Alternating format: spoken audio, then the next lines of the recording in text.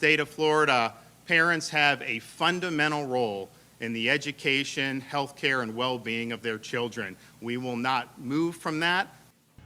Governor Ron DeSantis signing into law a contentious piece of legislation that has drawn criticism from across the country, Hollywood, and even the White House.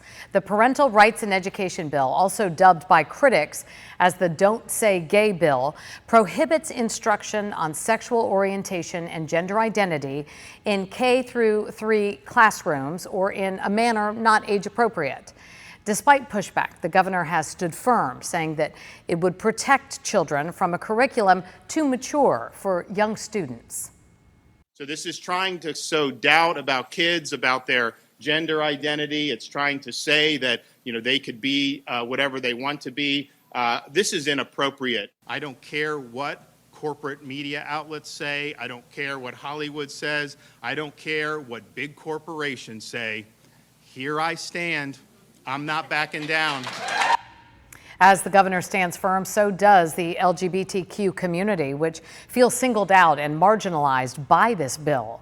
WPTV's education reporter Stephanie Susskind joins us now to continue our coverage on the story. Stephanie?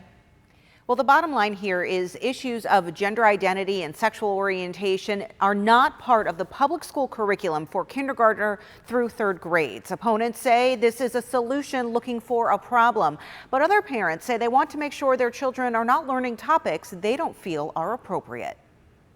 I mean, as a parent, it's mildly terrifying, right? I mean, these are the most vulnerable, people in our community. These are our kids. Adrienne Percival works at the Compass Center, supporting the gay community, and has a daughter that identifies in that community as well. She calls this bill dangerous. If the messaging that you're getting from your school and your family is that who you are isn't okay, that just triggers more self-loathing, more self-harm. This coming off the most successful Pride weekend ever in Palm Beach County. We do feel that this is not an issue.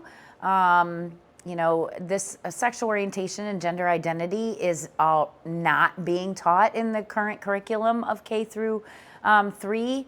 And so I think that it is just creating more of a political divide against a marginalized population of, LGBTQ youth. It is definitely targeting and attacking those youth. This parent, who didn't want to be identified, says she supports the bill and leaving those conversations out of the youngest classrooms. It's already not part of the instruction and it's already not part of the standards and assessments, then where's the objection in formalizing that it's not going to be part of the instruction or standards? The governor says the bill is needed to prevent inappropriate instruction from getting into the classroom. It bans instruction on gender identity or sexual orientation in K through 3 classrooms or in a manner not age appropriate, and gives way for parents to file lawsuits surrounding the issue.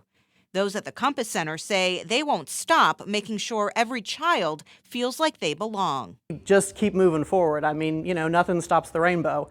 We are loud and proud, and you will not silence us. Now, during the governor's press conference today, a Palm Beach County parent said that her son's 2nd grade teacher read them a book about a transgender child, which she did not find appropriate. The school district released a statement that says it will follow the direction of the Department of Education while continuing to maintain a safe and welcoming learning environment. It also says it will undertake a comprehensive curriculum review in advance and remove any books or materials that do not align with the new state legislation. Kelly.